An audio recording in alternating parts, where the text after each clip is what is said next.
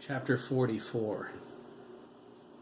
Gunther and Adolf didn't stop running until they were back in town. They paused on the corner by Adolf's house, gasping and panting. Adolf glared at Gunther with undisguised contempt. Gunther kept a discreet distance from his angry friend. Adolf never struck him before, but the look in his eyes whispered the desire to quite clearly.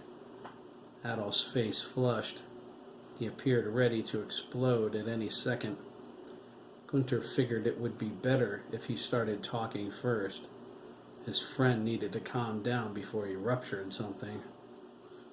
"That was so weird," Gunther remarked, his hand on his chest. His breathing slowly returned to normal. "At least they didn't chase us." "Why should they?" Adolf snapped. "It's witchcraft. They're probably cursing us right now." Gunther looked at him, stunned. "I don't think so, Adolf." "Oh, just forget it," Adolf yelled. He stormed away toward the store. "I have to get my father's tobacco." He stopped and turned around. "The next time you want to go on an adventure, forget to invite me. My father is going to whip me something severe for taking this long." Adolf disappeared around the corner. Gunther looked down. It would be several days before he saw his friend again. It usually took him that long to get over things whenever he was mad. He would forget soon enough. It wasn't like Adolf needed much encouragement to rage about something. Gunther crossed the street and went around the cemetery. He needed to get home too before his father planted a handprint on his behind. His mother said he had something to discuss with him. Gunther didn't know what it was. He crossed into his yard and found his father waiting for him. Gunther waved as he jogged up the walk. His father sat on a stool near the corner of the porch. He seemed concerned. "What is it, Father?" Gunther asked. His father placed his hands on his son's hips. He stood Gunther directly in front of him. "Did you have a good time running all over creation?" he asked, raising an eyebrow.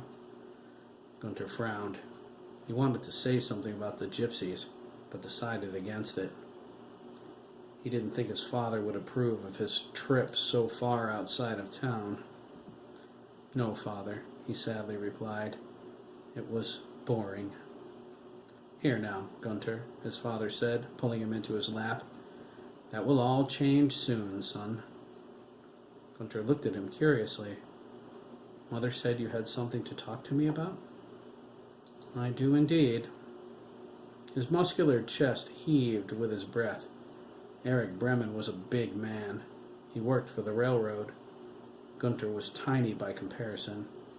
He shared his father's smooth skin and dark hair, but he had his mother's petite size. Eric looked at him with sympathy. "We're moving to Hamburg, Gunther," he said. "I've been promoted." "Moving?" Gunther gasped. "Oh, Father, no! My friends are all here." "You'll make new friends," Eric insisted. He saw tears forming in Gunther's eyes. Eric hugged him.